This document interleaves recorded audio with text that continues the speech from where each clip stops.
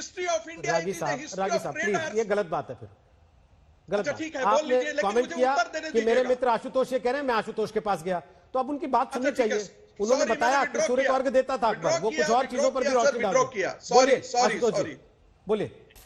संगीत जी हमारे अच्छे मित्र हैं, इसलिए मैं उनकी बात का बुरा नहीं मानता। 3 बातें मैं कहूंगा, संक्षेप में कहूंगा। पहली बात, किस राजा ने किसका सर कलम किया, तो आइए शुरू करते हैं सम्राट अशोक से, जिसने अपने 100 भाइयों का सर कलम किया था, और उसके बाद जिस तरीके की खूने गर्दी उसने दिखाई थी, वो इतिहास में वैसी खूनरेंजी आज तक कहीं दिखाई नहीं पड़ती।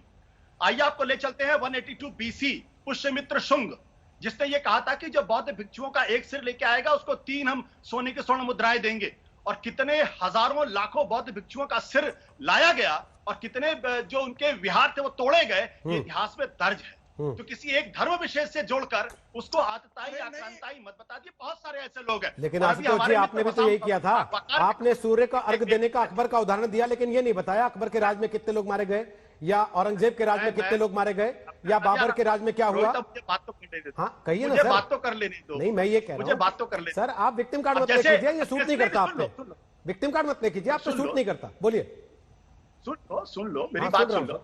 अभी वसीम वकार साहब ने कहा कि भाई हिंदुस्तान के अंदर मुगल का बाबर कैसे आया, क्योंकि राणा सांगा ने चिट्ठी लिखकर उसको बुलाया, और शिवाजी जब दिल्ली पर हमला करने गए तो वो कौन लोग थे जिन्होंने शिवाजी का साथ नहीं दिया। वो उस वक्त के राजपूत और जाट राजा थे। अगर शिवाजी का साथ दे दिया होता तो मुगल सल्तनत बहुत पहले खत्म हो गई होती, और वहां पे मराठों का शासन होता, हिंदू राज होता। दूसरी बात मैं कहना चाहता हूं, और मैं चाहूंगा कि मुझे इसका हमारे जो उत्तर मित्र देने जिन्होंने दीजिएगा। बाबा साहब अम्बेडकर का जिक्र किया, बाबा साहब अम्बेडकर का जिक्र किया है, तो बाबा साहब अम्बेडकर ने यह भी कहा था कि हिंदू राष्ट्र इस देश के लिए सबसे खतरनाक चीज है और इसको हर हालत में रोका जाना चाहिए। तो भाई साहब आप इस बात को भूल जाते हैं। और तीसरी बात मैं बताना चाहता हूं, इसी विज्ञान भवन में आरएसएस के प्रमुख मोहन भागवत ने कहा था बिना मुसलमानों के हिंदुत्व की अवधारणा नहीं की जा सकती है। तो जरा जाके भागवत साहब को समझा दीजिए, भागवत साहब क्यों गुलामी की मानसिकता मुसलमानों को साथ लेकर चलने की बात करते हैं, और उनके बिना हिंदुत्व की अवधारणा की बात नहीं करते।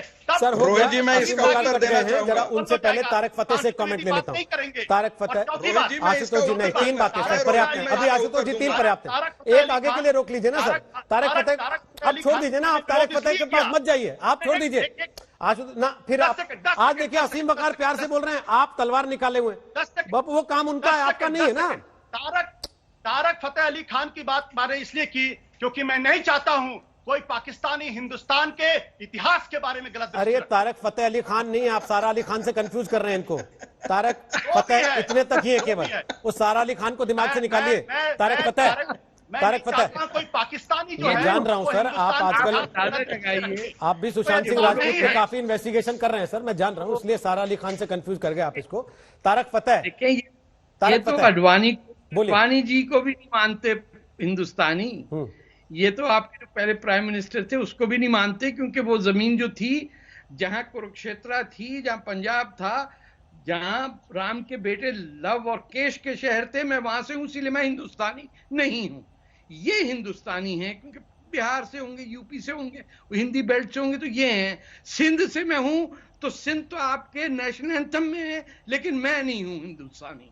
और आपको चिढ़ इस बात से लगती है कि नव तरक जो है उससे निकला स्टार, सितारा, तारा, तारे के सारे संस्कृत के वो